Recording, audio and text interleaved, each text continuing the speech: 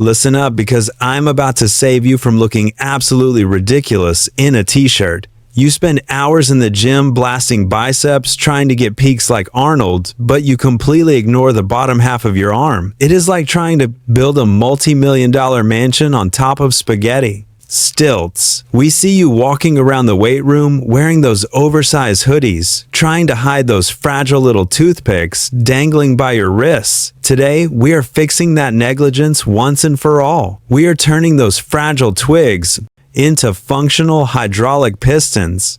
But first things first. Drop a comment below and tell me exactly which city you are representing right now. Are you lifting heavy in snowy Chicago or ego lifting in sunny Los Angeles? Let me know down below. Also, hit that subscribe button immediately. Consider it your very first rep of the day. If you do not subscribe, I just have to assume you enjoy having a weak handshake. Do not be that guy. Let us get to work.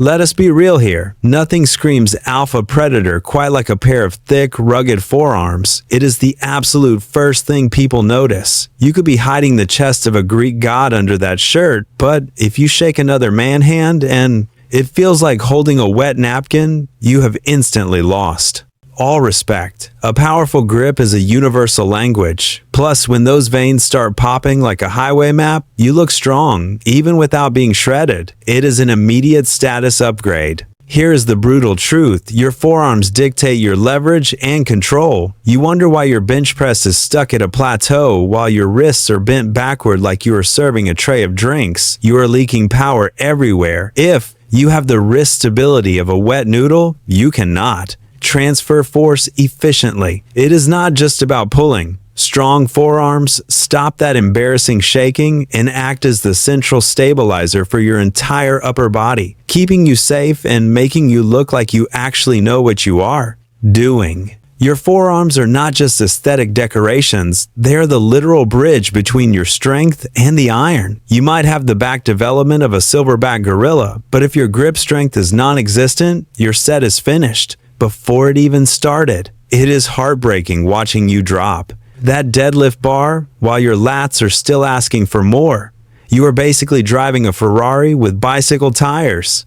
Stop letting your baby hands be the single biggest bottleneck of your gains. Listen to me closely. If your elbows scream every time you try to curl a dumbbell or press a bar, you are not injured because you are training too hard. You are injured because you are training wrong. Most of you have a massive imbalance between your wrist flexors and extensors. You walk around diagnosing yourself with tennis elbow, but the only thing you have been swinging is your ego. This pain happens because one side of your forearm is overpowering the other, creating a tug of war that your elbow joint is losing. The fix is not wrapping your arm like a mummy or buying expensive elbow sleeves. You need to train your forearms specifically to restore balance. Strengthen the neglected side, and you can finally bench press without wincing like a toddler.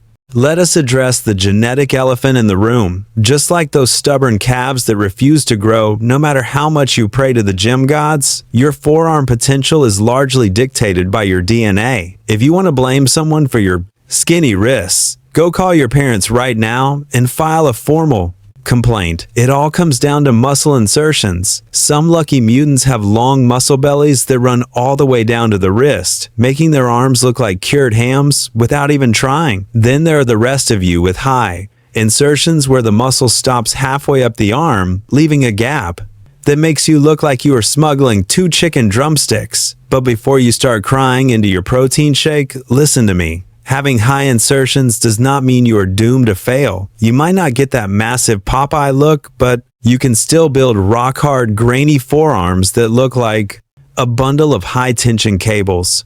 Genetics might set the ceiling, but your work ethic decides if you ever leave the basement. Stop treating your forearm like it is one single slab of meat. because it is actually a complicated mess of different muscles, and frankly, most of them have zero potential to grow big. I see you in the corner doing endless wrist curls, looking like you are revving a tiny motorcycle that refuses to start. That is cute, really, but if you think that tiny motion is going to give you Popeye arms, you are completely delusional. That only pumps the flexors, which adds about as much thickness to your arm as a cheap spray tan. If you want that meaty, thick look that actually stretches out your sleeves, you need to target the brachioradialis. This bad boy is the real moneymaker responsible for 90% of your forearm visual mass. The problem is you cannot hit it with your palms facing up like you are begging for spare change. You need to flip the script. You must use a neutral or pronated grip to wake this muscle up. Stop majoring in the minor movements and start training for actual size, unless you want to keep looking like a T-Rex with human legs. Let us dive into the actual arsenal, because knowing the anatomy is cool, but lifting heavy iron is cooler. We are dividing this into 3 holy trinities of forearm training, so take notes or get a tattoo of this on your forehead first, and most importantly, for those of you chasing the visual impact, we have the brachioradialis aesthetic group. This is your bread and butter. If you want to fill out that sleeve, you need to be doing hammer curls and reverse curls religiously. I do not care if you use dumbbells, cables, or a machine. Just keep that grip neutral or pronated. When you do a heavy hammer curl, you are not just working the bicep, you are building that thick slab of muscle on the top of the forearm that makes you look wide from the front. Look at any guy with impressive arms, and I guarantee he hammers his curls. Stop ignoring this movement or treating it like a lazy warm-up for your biceps. Second, we have the joint protection squad, the wrist flexors and extensors. Now, I will be honest with you, these muscles do not have massive growth potential. You are not going to get watermelon-sized wrists from this alone, but training them is the difference between lifting until you are 60 or retiring at 25 with chronic tendonitis. The absolute GOAT exercise here is the wrist roller. It looks like a torture device from a medieval dungeon, and it feels like one too. You roll the weight up to fry the extensors and control it down to roast the flexors.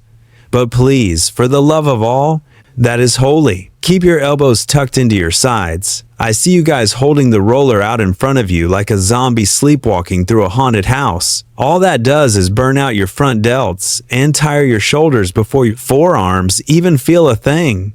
Keep it tight, isolate the rotation, and enjoy the lactic acid bath. Third, we have the pure strength group, grip training. This is where we separate the men from the boys. Training your grip might not add inches to the tape measure immediately, but it is the silent engine behind every big lift you do. If your hands give out before your back does, on a deadlift, you are. Weak point training, not strength training. We use tools like heavy grippers, fat grips, and the old school rice bucket. If you have never used fat grips, put them on a bar and watch your ego shatter as you struggle to lift half your normal weight.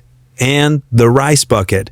Digging your hands into deep rice and twisting is not just for martial arts movies. It builds endurance and tendon strength that is impossible to replicate with iron. Stop relying on straps for every single set and start building a pair of vice grips that can crush an apple. Alright, pay attention because I'm handing you the keys to the castle. Here are 3 setups to get those veins popping without living in the gym. For workout 1, we are keeping it stupid simple. Start with hammer curls, 4 sets of 10 to 20 reps.